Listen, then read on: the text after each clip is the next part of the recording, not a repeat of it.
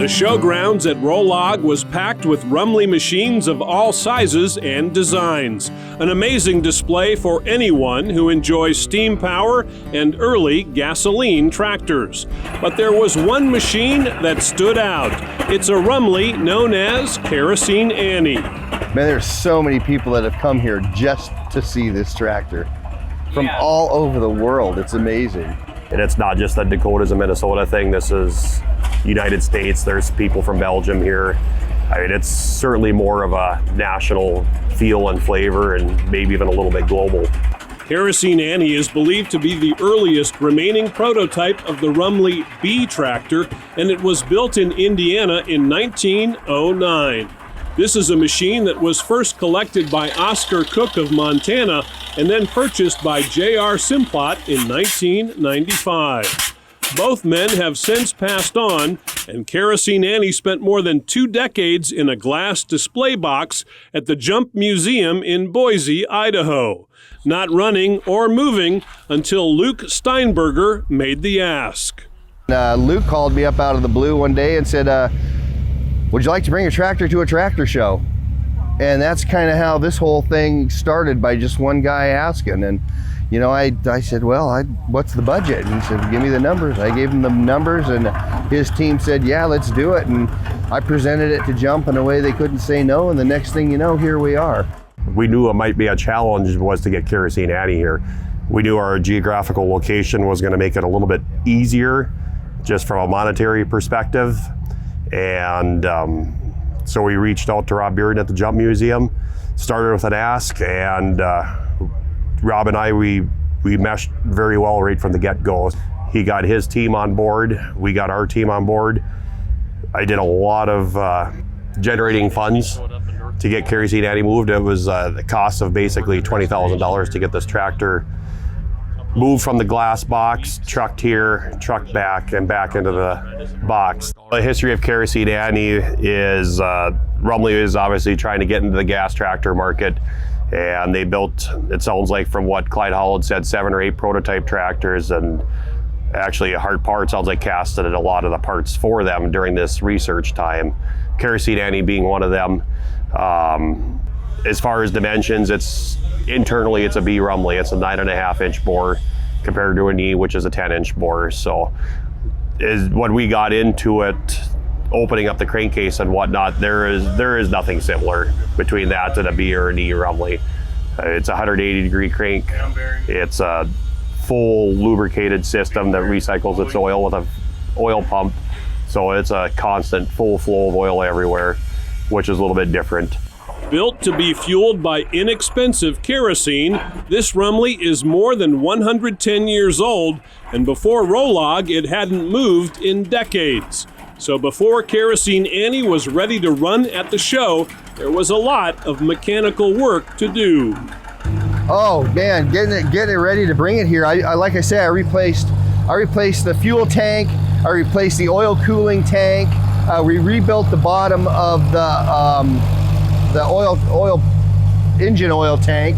I reproduced the toolboxes, I reproduced the steps, the seats, I redid the magneto, I redid the mixing chamber, I did replaced all the plumbing, just lubed everything, lifted all the wheels up off the ground, first greaser, sent them and lubed everything all up, just cleaned all the parts, went through the mixing chamber, we built a new stack for it.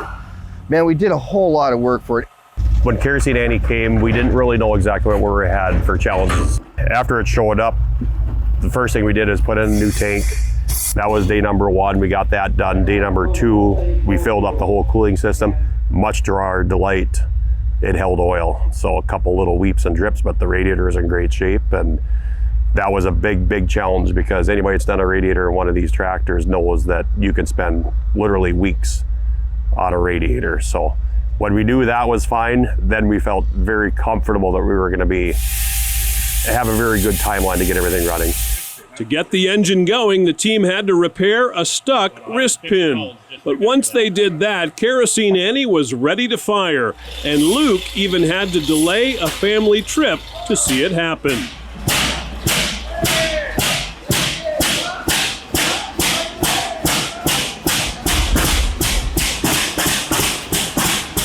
when I got back from work, then they're like, we got to fire this. You have to be here for this. You've earned it. So you guys got to do it. You got to get it done. I got to go. No, you have to be here. So 15 minutes became 25 minutes, became an hour, became an hour and a half, became 2 hours. And and we got it running, and we listened to it run for 15 minutes. And then I'm like, guys, I gotta go here. We gotta get going here. So my wife maybe didn't talk to me for 45 minutes after that, but she still loves me now. So it was all right. And it was great to be there for that. Turns out Kerosene Annie was lightly used back in the day and produces even more power than what was expected. We actually put the pony brake then here, pulled 57.8 horsepower, I think it was. Maybe it was 57.9. Today, this afternoon, we're gonna actually go down and go plowing with it. And Sunday, we're gonna thresh with it. I think we'll probably do a fair amount of threshing. We got a very good sized wooden Rumely separator here that would be the same era as the tractor, so that'll be good to watch too. It's all dialed in, man. It runs really well. And everything's pretty much brand new in it. You know, you take the cover off and the gear cases are just clean as can be.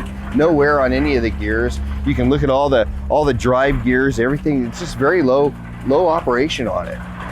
Working on the belt and in the field, Kerosene Annie was a crowd pleaser at Rolog, and the two men who led the effort to bring this piece of history back to life have vowed that this tractor will no longer be a stationary museum display. The box, if anybody's wondering, it's only going to have 3 permanent walls on it now. It is going to be a hinged door on it. That thing is not just a static display anymore. So that was pretty awesome to hear that. If anybody is wondering, that is their plan. Is this is an operating tractor. It's going to be available to be operating. Well, after the show, I think it's going back in the glass box, but it's only going to have 3 walls. One of them is going to be, I'm hoping for bifold doors. We're going to have some way to get it out.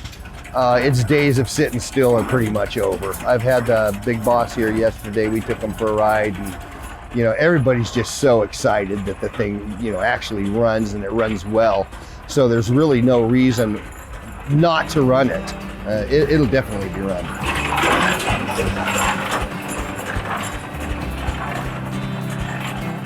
Hey, thanks a lot for catching Classic Tractor Fever. If you like steamy tractor stories, be sure to check out these other pre-30 tractor features. And don't forget to hit the subscribe button, and we'll keep more Classic Tractor Fever stories headed your way.